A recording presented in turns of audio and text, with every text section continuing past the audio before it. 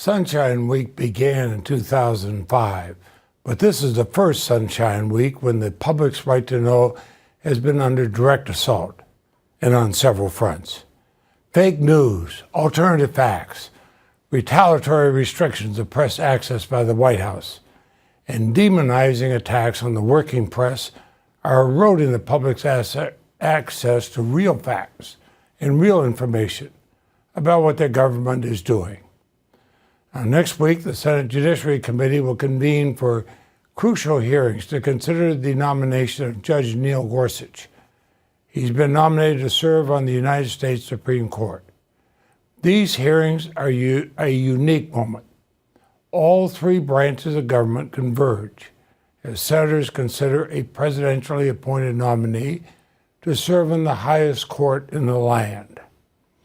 I will use these public hearings to ask Judge Gorsuch about vital matters affecting millions of Americans, and also about how he will approach those issues if he is confirmed. Our Constitution provides for freedom of the press, because actually, a democracy cannot survive without freedom of the press. But a free press is not just a constitutional requirement. It's essential for the public's participation, the public's faith in democracy. The press informs the public, but it also holds elected officials accountable. It serves as a critical check on our government. It shines a light on corruption, and exploitation, injustice, and excess. Now, with our new administration, the very existence of facts and truth seem to be under attack. From his first days in office, in which he made outlandish claims about his inauguration crowd size, the president has waged a war against reality. When President Trump sees an unfavorable report, he labels it fake news, while simultaneously decrying the leaks from his own administration that gave rise to the reports in the first place. And in an attempt at censorship, his administration has retaliated against respected media institutions by limiting their access to cover the White House. You know, instead of censoring the media, we have a responsibility to ensure it can operate freely. In the last year, we took a significant step forward. Congress finally enacted my FOIA Improvement Act, and this strengthens and modernizes the Freedom of Information Act. And that act is our nation's premier transparency law. It's a tool the press relies on to root out the truth behind government spin. Now, this new law, it actually took years of hard work and negotiation to pass. It made permanent President Obama's directive that government agencies operate with a presumption of openness when they are considering the release of government information under FOIA. I fought for this strengthening legislation. You know why?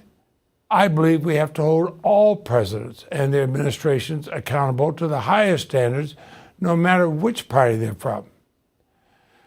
And in retrospect, given the Trump administration's hostility to the press, this legislation could not have been better timed. By codifying the presumption of openness, we declare that sunshine, not secrecy, is the default setting of our government. Now, passing the FOIA Improvement Act is important progress, but we can't stop there. We have to make sure that our government conducts its work in public whenever possible, but also uses technology to invite more people into public proceedings. This access and transparency, they were a priority for me when I was chairman of the Judiciary Committee during the consideration of the last two Supreme Court nominees. And for me, this is going to remain a top priority. We've already seen one Trump nominee mislead the Judiciary Committee under oath, and that was when Attorney General Jeff Sessions did not accurately respond to my direct question and then failed to disclose false testimony until he was prompted by the news reports. We can't allow that to happen again. Not when the stakes are so high for our system of justice and for our democracy. Now, despite the alarming attacks on the free press from our new president and the misleading testimony of his cabinet members, I believe we must continue to bring more transparency to government. We did so last year with the FOIA Improvement Act. And we can continue by promoting transparency and accountability through technology. My parents ran an independent printing press in Vermont. From an early age, I understood the power of technology to inform the public. Today, that technology is something far greater than my parents ever could have expected. And today, all that separates our citizens from vital information and news is often the click of a button. Next week, Vermonters and all Americans will be able to tune in to the Senate Judiciary Committee's public consideration of a Supreme Court nominee. This is, of course, the process that should have been afforded to Chief Judge Merrick Garland, President Obama's highly qualified nominee to fill the Supreme Court vacancy. Unfortunately, Republicans broke a century of Senate tradition. They refused him even the opportunity of a public hearing. Now we're faced with a new nominee for the highest court in the land, nominated by a president who has shown hostility to independent judges who dare to uphold the Constitution. Also hostility to journalists who are so bold as to write the truth. Next week's hearings mark a time where transparency and a free press can show the American people exactly what's at stake with this Supreme Court nominee and this presidency.